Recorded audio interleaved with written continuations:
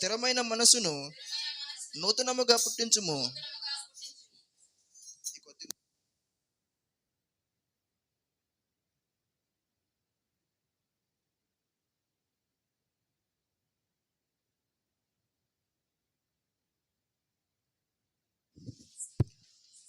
దయచేసి అందరూ కూర్చోండి. వాక్యపట్నం చదివిపించిన సహోదరుడు నవీన్కి హృదయపూర్వకమైన వందనములు. నిజంగా దావీదు గారు ఈ 51వ అధ్యాయంలో ఉన్న ఒక ప్రత్యేకత ఏంటంటే, దావీదు గారు తప్పు చేసినప్పుడు తను ఎంతో పశ్చాత్తాపడుతున్న సందర్భం. దేవుని చిత్తమైతే అది మరొక తరుణంలో మనము ఆ సందర్భాన్ని మనం మాట్లాడుకుందాండి. ఇప్పుడు మనం మాట్లాడుకుంటున్న సందర్భం వేరు కాబట్టి, కానీ చాలా బాగుంటుంది పిల్లలు. అది దావీదు బెత్షెబా యొద్దకు వెళ్ళిన తర్వాత నాతానును ప్రవక్త అతని యొద్దకు వచ్చినప్పుడు అతడు రచించిన కీర్తన అన్నమాట. అక్కడే ఉంటుంది సందర్భం. కాబట్టి వేరే సందర్భంలో మాట్లాడుకుందని ప్రార్థన చేసుకుందాం. వాక్యం మీద ప్రార్థన చేసుకుందండి. తలలో ఉంచి కళ్ళు మూసుకున్నట్లయితే ప్రార్థన. మహోన్నతుడా, మహాగణుడా, మీ ఉన్నతమైన ఘనమైన నామమునకు ప్రభు అయిన యేసుక్రీస్తు ద్వారా కృతజ్ఞతాస్తుతులు చెల్లించుకుంటున్నాం తండ్రి. తండ్రి, మమ్మల్ని ప్రేమించి ఇప్పటి వరకు నాయన ప్రభా ఈ ఆరాధనా క్రమంలో మీరు మాకు తోడుగా ఉన్నారు. అందరిని బట్టి మీకే స్తుతులు స్తోత్రములు తండ్రి. తండ్రి, ఈ సమయంలో నాయన ప్రభా దైవ గ్రంథంలో నుంచి తండ్రి కొన్ని మాటలను మేము ఆలోచించుచుండగా తండ్రి ఇది మా జీవ గ్రంథం అని గుర్తెరిగి తండ్రి ఈ గ్రంథంలోని మాటలు మా జీవితాలను వెలిగించే మాటలను గ్రహించి తండ్రి మేమందరము కూడా నాయన ప్రభా సిద్ధపడి తండ్రి ప్రతి మాట కూడా నాయన ప్రభా నాయన మా బ్రతుకులలో వెలుగు నింపే మాటలని గ్రహించే యొక్క జ్ఞానాన్ని మాకు ప్రసాదించండి తండ్రి. తండ్రి, పలుకుబడుతున్న ప్రతి మాట కూడా ఏమాత్రము నా స్వబుద్ధిని ఆధారం చేసుకోక ప్రతి మాట కూడా నాయన ప్రభువా మీ యొక్క పరిశుద్ధాత్మతో పలుకుటకు నాయన ప్రభువా మీ ఆత్మతో నాయన ప్రభువా నన్ను నింపండి తండ్రి. నాయన ప్రభువా వింటున్న ప్రతి మాట కూడా హృదయమందు భద్రపరుచుకొని మీకోసం ఉన్నతంగా బ్రతికి పిల్లలముగా మేమందరం ఉండటానికి మీ సహాయం అనుగ్రహించమని మా ప్రభు మీ ప్రియకుమారుడు యేసుక్రీస్తు వారి పేరట మిక్కిలి వినయంతో ఈ ప్రార్థన అడిగి వేడుకుంటున్నాను తండ్రి. ఆమేన్. మంచిదండి. ఇప్పటివరకు మనందరినీ కాచి కాపాడిన దేవునికి ప్రభు అయిన యేసుక్రీస్తు ద్వారా కృతజ్ఞతాస్తుతులు చెల్లించుకుంటున్నానండి. అలాగనే కూడా వచ్చిన మీ అందరికి కూడా యేసుక్రీస్తు నామంలో నా హృదయపూర్వకమైన వందనములు చెల్లించుకుంటున్నాను. ఈ స్తుతుల యొక్క కార్యక్రమము ఎందుకు మనము ప్రారంభించాము అంటే, నిజంగా చాలామంది అంటే బయట వాళ్ళ గురించి కాదండి, మన క్రైస్తవుల గురించే మనము ఆలోచించుకున్నట్లయితే ఎలా ఉంటుంది అంటే, దేవుడు మన పట్ల ఎన్నో అద్భుత కార్యాలు చేస్తున్నాడు. తెలుసు, మనందరికీ తెలుసు. అంటే దీని అంతటినీ కూడా కలుగజేసి మన కోసము దేవుడు ఎన్నో అద్భుత కార్యాలు చేస్తూ ఉన్నాడు అంటే వీటన్నిటినీ మనుషులు మరిచిపోతున్నారు. మరి గడిచిన 2023 సంవత్సరంలో ఆయన కాపుదలలో మనల్ని భద్రపరిచి ఈ 2024 సంవత్సరంలోనికి మరి ఈ రీతిగా ఈ రెండో ఆదివారంలోనికి రావటానికి దేవుడు మన పట్ల ఎంతో కృప చూయించాడు. ఆయన యొక్క కాపుదల ఉండబట్టే మనము ఈ రీతిగా కూడుకునే యొక్క ధన్యత భాగ్యము మనకు దొరికిందని ఖచ్చితంగా మనము గ్రహించాలి ప్రియుల. ఎందుకంటే దేవుని యొక్క కాపుదల లేకపోతే మనము ఏమైపోతామో కూడా తెలియని పరిస్థితి. నిజమండి, ఆయన కాపుదలలో మనల్ని భద్రపరుస్తున్నాడు కాబట్టి మనం ఏమి చేయాలంటే నిత్యము మనం ఆయనకి కృతజ్ఞతాస్తుతులు చెల్లించాలి. సందర్భాన్ని ఒకసారి చూసుకొని వెళదండి. కీర్తనల గ్రంథము 105వ అధ్యాయము, కీర్తనల గ్రంథము 105వ అధ్యాయము 1-2 వచనాలు చూడండి. యెహోవాకు కృతజ్ఞతాస్తుతులు చెల్లించుడి, ఆయన నామమును ప్రకటన చేయుడి, జనములలో ఆయన కార్యములను తెలియజేయుడి, ఆయనను గూర్చి పాడుడి, ఆయనను కీర్తించుడి, ఆయన ఆశ్చర్య కార్యములను గూర్చి సంభాషణ చేయుడి. ఈనాటి ఈ యొక్క సందర్భానికి ఇది మూలవాక్యంగా మనం ఆలోచన చేయటం జరిగింది. కాబట్టి ఈ సందర్భానికి తగినట్లుగా మనము దేవునికి కృతజ్ఞతాస్థుతులు చెల్లించాలి అని ఈ యొక్క మొదట మనం ఏం చేసాము? స్థుతులు చెల్లించాం. ఎందుకంటే దేవుడు చేసిన మేలులను మనుష్యుడు మరిచిపోయే స్థితిలో ఉంటాడు.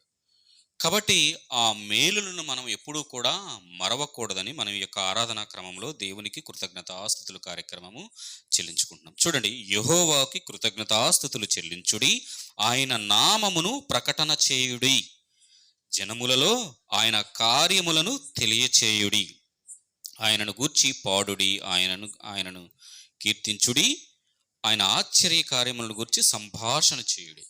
ఏమండి, మన పట్ల ఎన్నో ఆశ్చర్య కార్యాలు చేశాడు దేవుడు.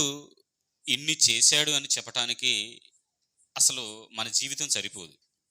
ఆయన చేసిన మేలులను చెప్పుకోవటానికి మన జీవితమే సరిపోదు. ఆయన ఎంత ప్రేమించాడంటే మనము ఇదిగో పలాని దానితో పోల్చటానికి సరిపోదు. ఈ ప్రపంచంలో దేనితో కూడా దేవుని ప్రేమ సరిపోదు. ఆయన మనల్ని ఎంతగా మన పట్ల ఆశ్చర్య కార్యాలు చేశాడు అంటే, ఆ కార్యాలు అంటే మన పట్ల దేవుడు చేసిన ఆశ్చర్య కార్యాలను ఏం చేయమంటున్నాడు? సంభాషణ చేయమంటున్నాడు. అంటే గుర్తు చేసుకోమంటున్నాడు. ఇంకా ఇతరులకు దేవుడు నా పట్ల ఇదిగో ఇన్ని కార్యాలు చేశాడు, ఇన్ని అద్భుత కార్యాలు చేశాడు, నాకు ఆయన కాపుదల ఉంది, నన్ను ఎంతగానో ఉన్నతంగా నన్ను కాపాడుతున్నాడు అని చెప్పేసి మనందరం కూడా ఎలా ఉండాలి అంటే, అది మీరైనా నేనైనా ప్రతి ఒక్కరం ఈ భూమి మీద జీవిస్తున్న ప్రతి ఒక్కరూ కూడా ఎలా ఉండాలి అంటే, ఈ రీతిగా ఆయన చేసిన ఆశ్చర్య కార్యములను ప్రతి ఒక్కరూ కూడా జ్ఞప్తికి తెచ్చుకోవాలి, సంభాషణ చేయాలి, అనేకులకు దేవుడి గురించి ఉన్నతంగా చెప్పుకోవాలి. ఎందుకంటే సరే, లోకములో ఉన్నవారి కంటే ఈ యొక్క విధి విధానాలు తెలియదనుకోవచ్చు, కానీ మనము ప్రభువులోనికి వచ్చిన తర్వాత మనం ఎన్నో అనుభవిస్తున్నాం. మరి ముఖ్యంగా ఆయన మన కోసము ప్రాణమే పెట్టాడని మనము గుర్తెరిగాము కదా. అంతేకాకుండా మనకి నిత్యము కూడా ఆయన కాపుదలలో, ఆయన భద్రతలో మనల్ని ఉంచటానికి నిత్యము కూడా ఆయన వాక్యాన్ని వినిపిస్తూ మనల్ని వాక్యం ద్వారా మనల్ని కాపాడుతున్నాడు. ఏమాత్రము కూడా మనము దేవునికి దూరస్థులము కాకుండా ఉండటానికి వాక్యం ద్వారా మనల్ని నిత్యము కూడా దేవుని దగ్గరికి చేస్తూ ఉన్నాడు. ఎంత ధన్యత ప్రియులారా, ఎంత ధన్యత! చూడండి, తండ్రి ఏం చేస్తున్నాడు? తన పిల్లలకి నిత్యము కూడా కాపుదల ఉంచుతూ, జాగ్రత్తలు చెబుతూ, మనల్ని సంరక్షిస్తూ, మనల్ని పోషిస్తున్నాడు దేవుడు. అలాంటి దేవుడి గురించి మనం ఏం చేయాలి? సంభాషణ చేయాలి కదా. ఆయన చేసిన అద్భుత కార్యాలను అనేకులకు చెప్పాలి కదా. ఆయనకు నిత్యము మనము కృతజ్ఞతాస్తుతులు చెల్లించాలి కదా. చెల్లించాలా లేదా? ఖచ్చితంగా మనం చెల్లించాలి. కానీ దైవ గ్రంథంలోనికి వెళ్ళి చూసుకున్నట్లయితే, మేలులు అనుభవించి దేవునికి కృతజ్ఞతాస్తుతులు చెల్లించని వారు కూడా ఉన్నారు. తెలుసా సందర్భం? తెలుసా? చూద్దండి, దైవ గ్రంథంలోనికి వెళ్ళి చూసుకుందండి. లూకా గారు రాసిన సువార్త 17వ అధ్యాయము. లూకా గారు రాసిన సువార్త సందర్భం బాగుంటుంది, ప్రతి ఒక్కరూ కూడా చూడండి. అందరికీ తెలిసిందైనప్పటికీ కూడా ఈ మాటలు మనకి చాలా అవసరం. లూకా గారు రాసిన సువార్త 17వ అధ్యాయము 11వ వచనం చూడండి. 11వ వచనము నుంచి 19వ వచనం వరకు చదువుకుందండి. చదువు. ఆయన యెరూషలేమునకు ప్రయాణమైపోవచ్చు సమరయ గలిలయ మధ్య వెళ్ళుచుండెను.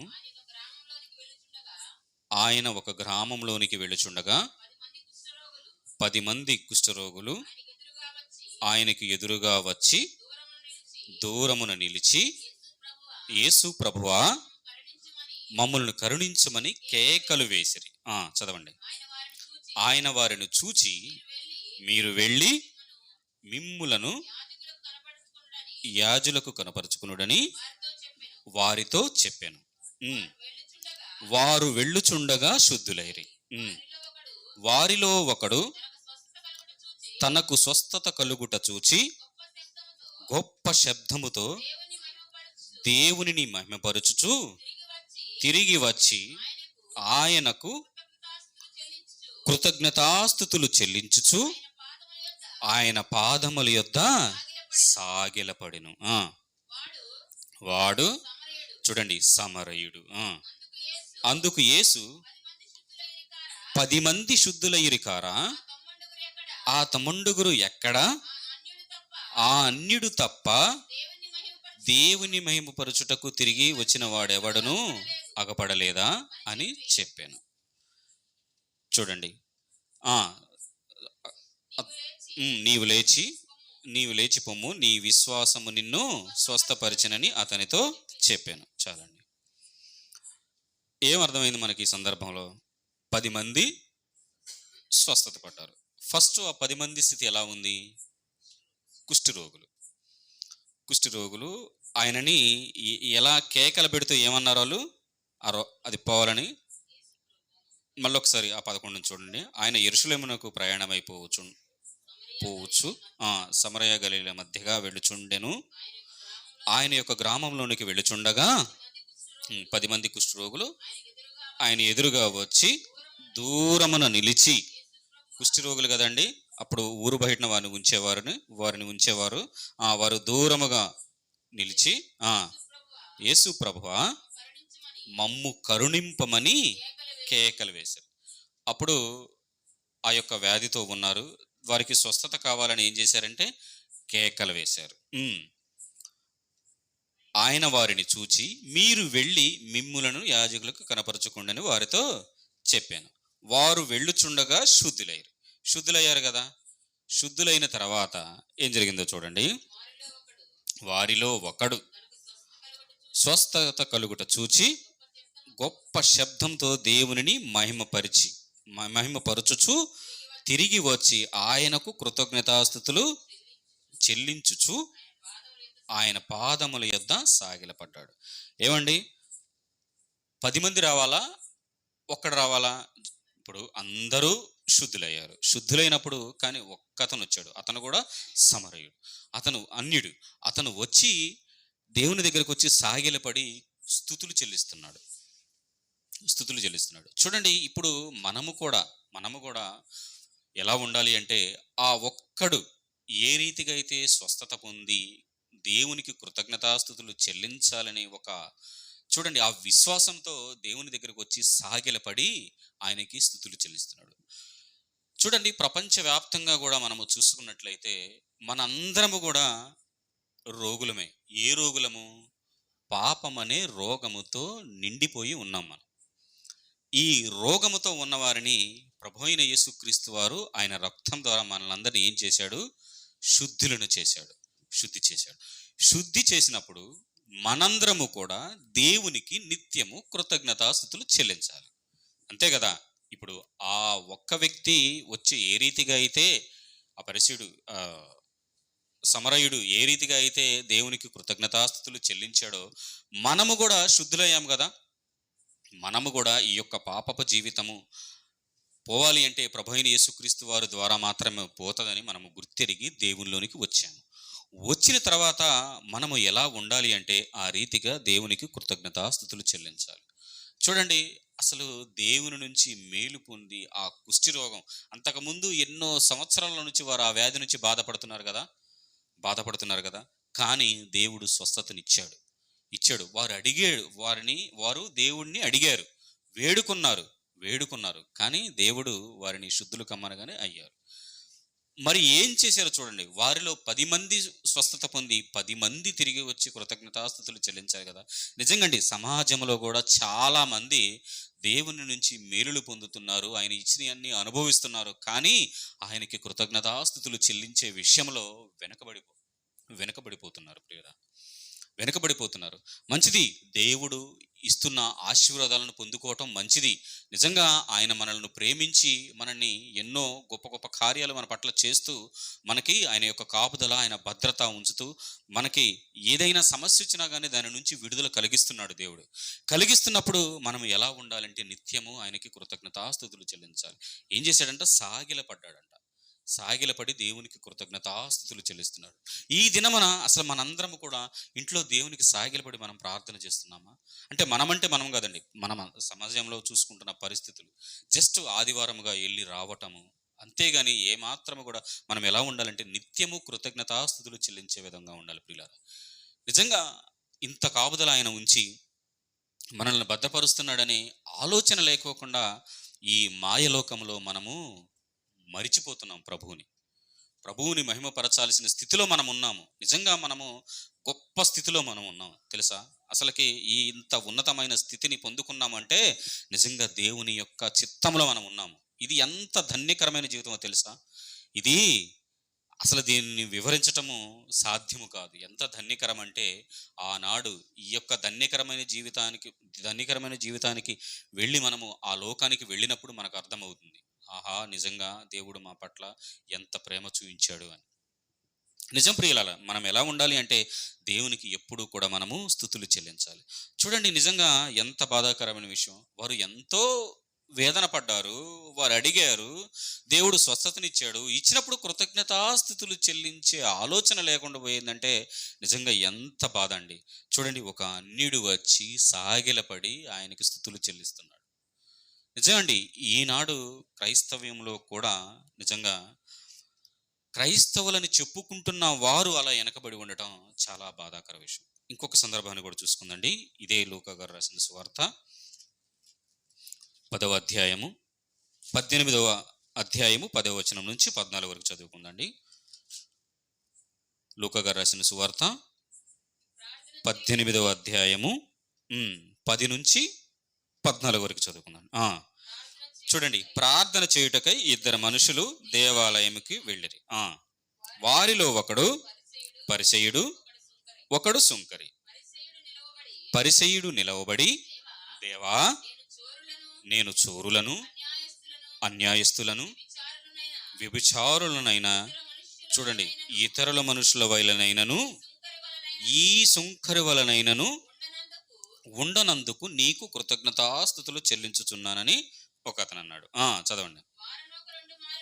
చూడండి ఏం చెబుతున్నాడు. చూడండి, ఇంకా వారములకు 2 మారులు ఉపవాసము చేయుచు నా సంపాదనంతటిలో 10వ వంతు చెల్లించుచున్నానని, చూడండి, తనలో తాను ప్రార్థించుచుండెను.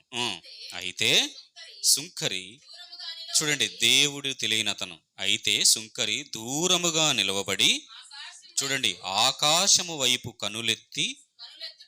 కనులెత్తుటకైను ధైర్యము చాలక రొమ్ము కొట్టుకొనుచు, దేవా, పాపినైన నన్ను కరుణింపమని పలికాను. అతనికంటే, చూడండి, అతనికంటే ఇతడు నీతిమంతుడుగా తీర్చబడి తన ఇంటికి వెళ్ళినని నీతో చెప్పుచున్నాను. తన్ను తాను హెచ్చించుకునివాడు తగ్గింపబడిననియు, తన్ను తాను తగ్గించుకునివాడు హెచ్చింపబడిననియు చెప్పాను. చూడండి, ఈ సందర్భంలో 2 దేవాలయానికి వచ్చారు. వచ్చిన వారు ఎవరు?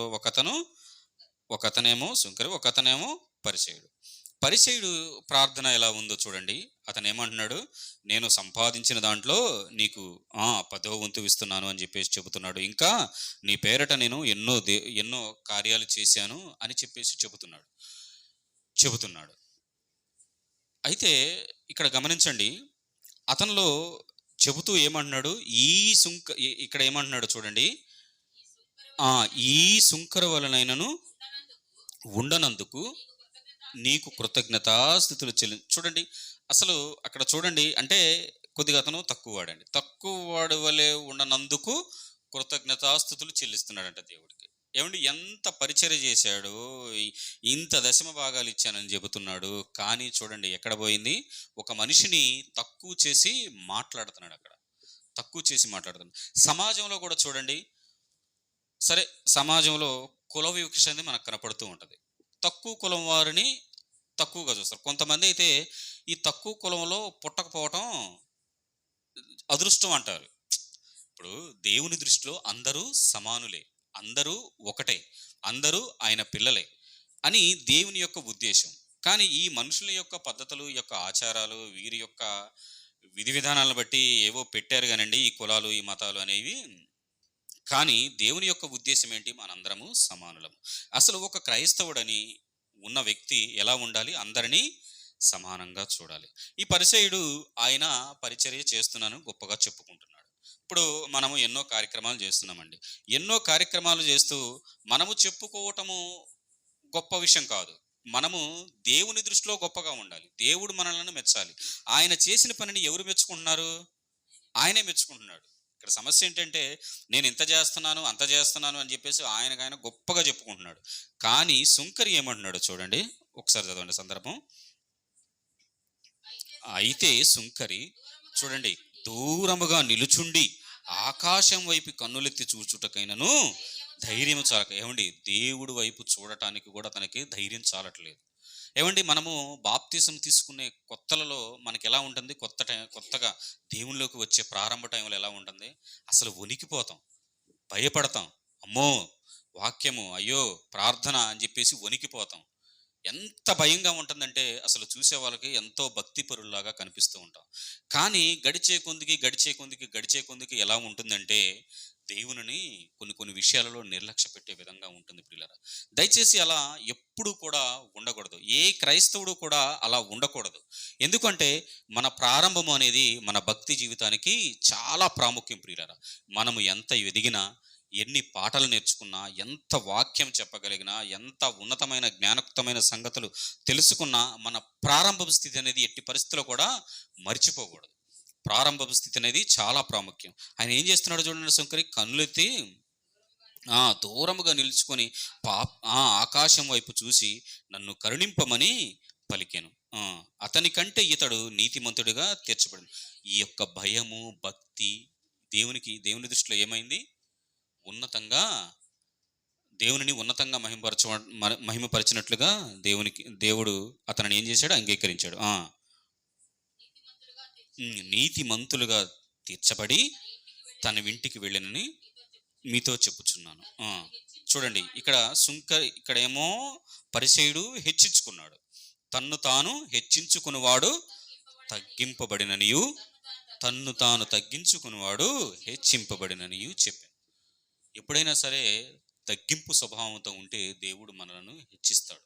ఖచ్చితంగా ప్రియులారా, ఖచ్చితంగా. ఎందుకు అంటే చాలామంది కూడా ప్రారంభంలో ఉంటారండి. ఎలా ఉంటారంటే చాలా భక్తిగా ఉంటారు. ఎందుకంటే ప్రపంచంలో మన కళ్ళ ముందు కనపడుతున్న ప్రతి సంఘంలో ఎక్కడ చూసుకున్నా ఈ యొక్క సమస్య ఎదురవుతూనే ఉంటుంది. ప్రారంభంలో ఉన్న భక్తి ఏమైపోతుందంటే కొన్ని దినాలకి మరిచిపోతాం. అలానే ప్రారంభంలో కొన్ని మేలులు పొంది ఉన్నాం.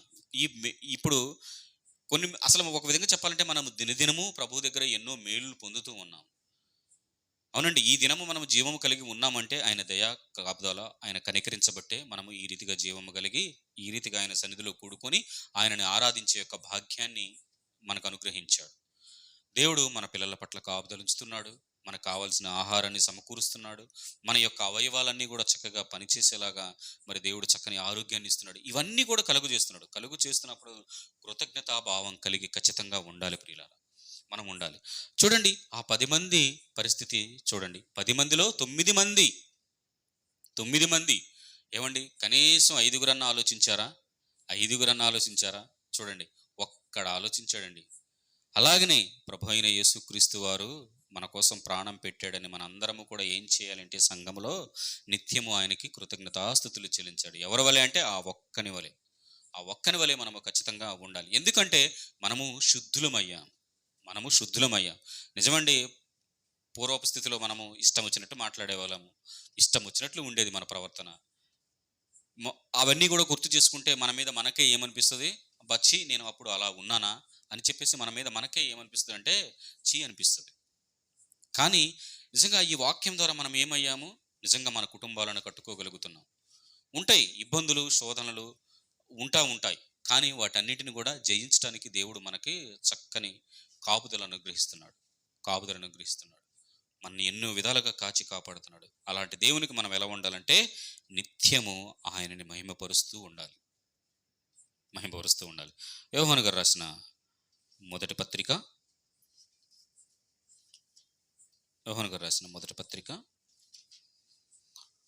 4వ అధ్యాయము. యోహాను గారు రాసిన మొదటి పత్రిక 4వ అధ్యాయము 10-11 చూడండి. చూడండి ఇక్కడ ఏమంటున్నాడు, ఏమండి? ఆ, చదవండి చదవండి. తానే మనలను ప్రేమించి, ఒక్క నిమిషం, 4:10. అంతేనండి. మనము దేవుని ప్రేమించితిమని కాదు, తానే మనలను ప్రేమించి, ఏమండి? మనము ప్రేమించామని కాదు, తానే మనల్ని ఏం చేశాడంట? ప్రేమించాడు. ఉమ్. మన పాపములకు ప్రాయశ్చిత్తమయుండుటకు తన కుమారుని పంపెను. ఇందులో ఏముంది? ప్రేమ ఉందంట. ప్రియులారా, చాలండి, ప్రేమ ఉన్నది. ఈ ప్రేమను మనము నిత్యము పొందుకుంటున్నామండి. మనము ఆయన ప్రేమను పొందుకుంటున్నాము.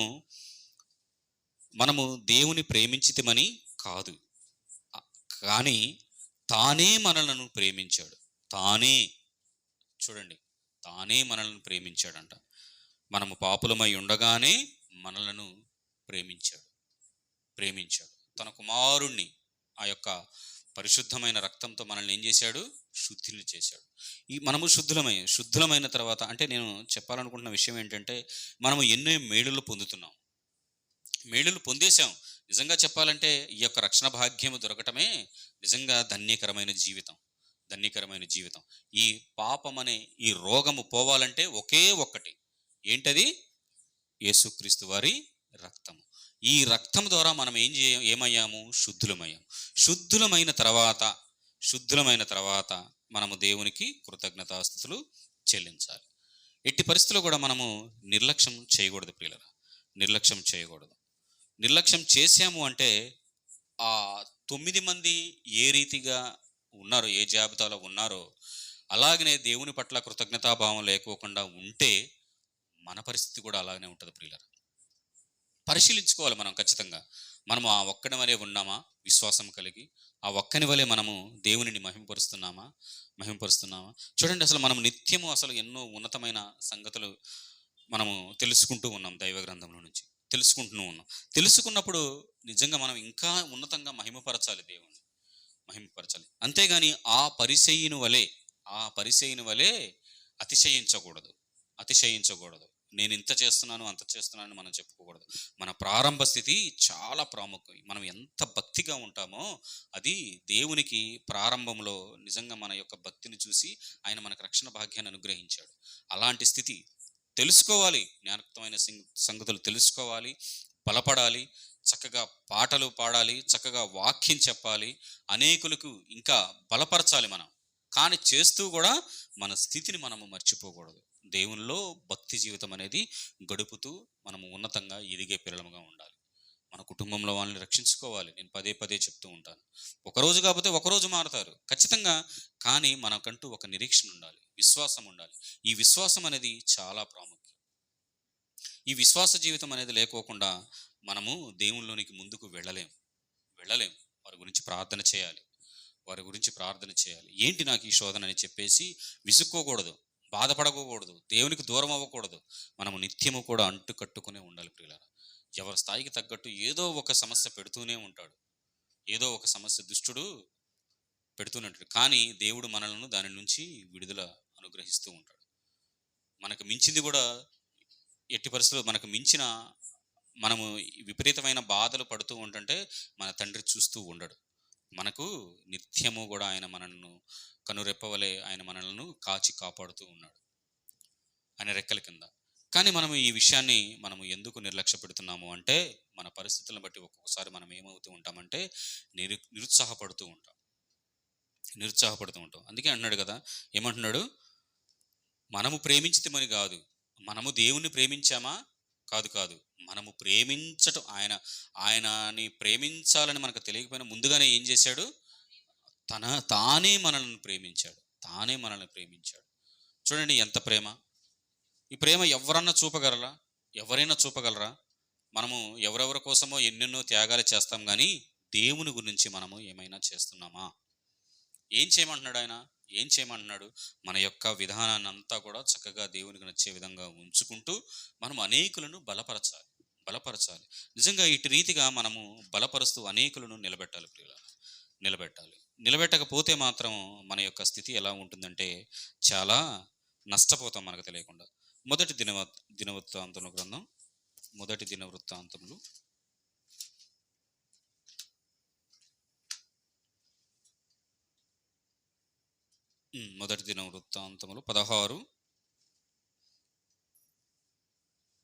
16:25 చూడండి ఒకసారి. ఒక్క నిమిషం అమ్మా. 16:25 చదవమ్మా. యెహోవా మహాఘనత వహించిన వాడు, ఆయన బహుగా స్తుతి నొంద తగినవాడు, సమస్త దేవతల కంటే పూజ్యుడు. ఏమంటే ఆయనకి మనం ఏం చేయాలి? నిత్యము కూడా ఆయన పూజ్యుడు, ఆయనను ఆరాధించాలి. మనము దేవునిని ఆరాధించాలి. నిత్యము కూడా మనం ఎలా ఉండాలంటే ఆరాధిస్తూ ఉండాలి. 29వ వచనం చదవండి. ఇదే సందర్భంలో, ఇదే అధ్యాయంలో. యెహోవా నామమునకు తగిన మహిమను ఆయనకు చెల్లించుడి. యెహోవా నామమునకు తగిన మహిమను ఆయనకు చెల్లించుడి. మనము ఈ వాక్యం ద్వారా బలపడుతున్నాము. ఈ దైవ గ్రంథంలో నుంచి ఎన్నో విలువైన సంగతులు నేర్చుకుంటున్నాము. కానీ మనం ఎవరిని మహిమపరచాలి? దేవునిని మనం మహిమపరుస్తూ ఉండాలి. అంతేగాని మనుషుల గురించి మనం ఎప్పుడూ కూడా గొప్పగా వాళ్ళు ఇట్లా అని మనము ఆలోచించకూడదు. మనకి ఎందరు వచ్చి ఎన్నో విలువైన సంగతులు తెలియజేస్తున్నా, ఈనాడు నాకు దేవుడు గొప్ప సంగతులు తెలియజేశాడు, ఈ వాక్యం ద్వారా నన్ను దేవుడు బలపరిచాడు అని ఆలోచించాలి. ఏ మాత్రము కూడా ఘనత ఎవరికి రావాలి? దేవునికి మాత్రమే రావాలి. దేవునిని మాత్రమే మహిమపరచాలి. దేవునిని ఉన్నతంగా మనము నిలబెట్టాలి పిల్లలు, నిలబెట్టాలి. నిజంగా మనము ఎంతటి వారం అంటే, నిజంగా మనము దైవ గ్రంథంలో కొద్దిగా చిన్న పొరపాటు చేసిన వాళ్ళని మనము చూసి కొద్దిగా వాళ్ళు ఇలా చేశారు అలా చేశారని మనం అనుకుంటాం. కానండి, వారు చేసి మరలా వారి యొక్క జీవితాన్ని సరిదిద్దుకున్నారు. కానీ మనము వారిని అనే స్థాయి కాదండి, వారిని అనే స్థాయి కాదు. మనం ఏం చేయాలి అంటే, ఆ సందర్భాన్ని బట్టి, అప్పట్లో ఇంత జ్ఞానోక్తమైన సంగతులు లేవు. కానీ ఈనాడు దైవ గ్రంథం మనందరికీ కూడా చేతిలో పెట్టి, దేవుడు ఈ మాటల ప్రకారంగా జీవించమని చక్కగా ఎన్నో విలువైన సంగతులు మనకు తెలియజేస్తున్నాడు. తెలియజేస్తున్నప్పుడు ఖచ్చితంగా వాటిని మనము పాటించాలి. ఆయనకు మాత్రమే మహిమ తీసుకురావాలి. ఆయనను మహిమపరుస్తూ, ఆయనను ఘనపరుస్తూ ఉండాలి ప్రియులారా, ఘనపరుస్తూ ఉండాలి. లేదు, అలా ఉండకపోతే ఎవరు నష్టపోతామంటే మనమే నష్టపోతాం.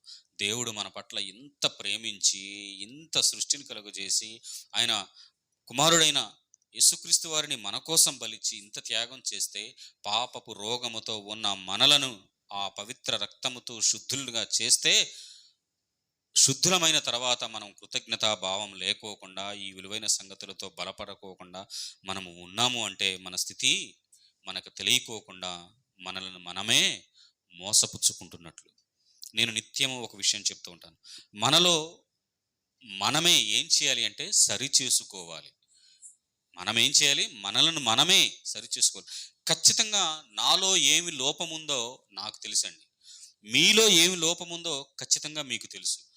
దానిని సరి చేసుకోవటానికే వాక్యము తెలియచేస్తూ ఉంటుంది. మనలను మనం ఏం చేయాలి? సరి చేసుకోవాలి. సరి చేసుకొని చక్కగా మనము దేవుల్లో ఉన్నతంగా ఎదగాలి. అమ్మో, దేవుడు నా పట్ల ఇన్ని కార్యాలు చేశాడు, ఆయనకేం చేయాలి? ఇప్పటి వరకు నేను చెల్లించలేదు, కృతజ్ఞతాభావంతో కొన్ని విషయాలు నేను చెల్లించలేకపోయాను అని మన మనసుకి తలంపు, ఆ యొక్క ప్రేరణ అవి గుర్తొచ్చినాయి అంటే ఏం చేయాలంటే, ఖచ్చితంగా ప్రియులరా ఆయనకి కృతజ్ఞతాస్తుతులు చెల్లించండి. ఏమండి, కృతజ్ఞతాస్తుతులు సామాన్యంగా ఎవరైనా కొద్దిగా చిన్న హెల్ప్ చేస్తేనే మనము పదే థ్యాంక్స్ అని చెప్తూ ఉంటాం. అడగకపోయినా సరే చెబుతూ ఉంటాం. కానీ ప్రభు అయిన యేసుక్రీస్తు ద్వారా మనందరము కూడా కృతజ్ఞతాస్తుతులు చెల్లించాలని దైవ గ్రంథంలో ఉంది. మనం చాలాసార్లు ఆలోచించాం.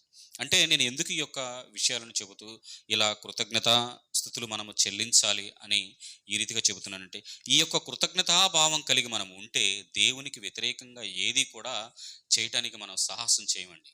సాహసం చేయం. ప్రతి విషయంలో కూడా దేవునికి కృతజ్ఞతాస్తుతులు చెల్లించాలి. ఉండాలి, బలముగా విశ్వాసంగా ఉండాలి. ఇవన్నీ తొలగిపోతాయి ప్రియులారా. మన యొక్క బలహీనతను బట్టే అవి మన మీద దాడి చేస్తూ ఉంటాయి. కానీ మనం ఓర్పుతో, సహనంతో ఆయన వైపు చూస్తూ, తండ్రి నీవే నాకు దిక్కని ఖచ్చితంగా ఆయన వైపు చూస్తూ ఉంటే ఖచ్చితంగా ప్రతి ఒక్క సమస్య నుంచి కూడా మనకు విడుదలను గ్రహిస్తాడు. విడుదలను గ్రహించిన తర్వాత మనం ఖచ్చితంగా ఆయనకి ఈ రీతిగా చేయాలి. ఎవరి వలె? 10 మంది శుద్ధులైన వారి వలె, ఆ 9 మంది వలె కాక ఒక్కడు వచ్చి ఏ రీతిగా సాగిలపడి దేవునికి స్తుతులు చెల్లించాడో సాగిలపడి ఆ రీతిగా మనము చెల్లించాలి. ప్రియులారా, ఖచ్చితంగా కృతజ్ఞతాభావం అనేది ఉండాలి. ఒక్క సందర్భం చూసుకొని ముగించుకుందాం. ఒక సందర్భం, టైం 5 నిమిషాలు ఉంది కాబట్టి ప్రారంభ వచనం, మనకి ఏదైతే ప్రారంభ వచనం ఉందో అది చదువుకొని ముగించేసుకుందాం. కీర్తన గ్రంథము 105వ అధ్యాయము 105వ అధ్యాయము 1-2 అంతే. యెహోవాకు కృతజ్ఞతాస్తుతులు చెల్లించుడి, ఆయన నామమును ప్రకటన చేయుడి. ఏమండి, చేస్తున్నామా మనం ఆయన నామమును ప్రకటన అంటే ఏంటి? అందరికీ చెప్పాలి ఖచ్చితమండి. ఇది మనసులో పెట్టుకోండి. జనములలో ఆయన కార్యములను తెలియజేస్తున్నామా? మన పట్ల ఎన్నో మేలులు చేశాడు. మన పిల్లల పట్ల చేశాడు, మన కుటుంబం పట్ల చేశాడు, నా పట్ల చేశాడు, నీ పట్ల చేశాడు, మనందరి పట్ల చేస్తున్నాడు. తెలియజేయడి, ఆయనను గూర్చి పాడుడి. మనం ఏం చేస్తున్నాం? కీర్తనలు పాడుతూ ఉన్నాం. చేయాలి, ఇవన్నీ కూడా చేయాలి. పాడుడి, ఆయనని కీర్తించుడి. చూడండి, ఆయన ఆశ్చర్య కార్యములన్నిటిని గూర్చి సంభాషణ చేయుడి. మనం కూడుకుంటే, మనము ఒక నలుగురంగా బయట కూర్చొని ఏదైనా కానీ ఒకటి మాట్లాడుకుంటున్నామంటే ఏమి సంభాషణ చేయాలి? మా కుటుంబంలో దేవుడి కార్యం చేశాడు అని ఖచ్చితంగా గుర్తు చేసుకోవాలండి. ఖచ్చితంగా ఉంటాయి, కానీ వాటిని మరిచిపోయే విధంగా మనలను ఒకడో చేస్తూ ఉంటాడు.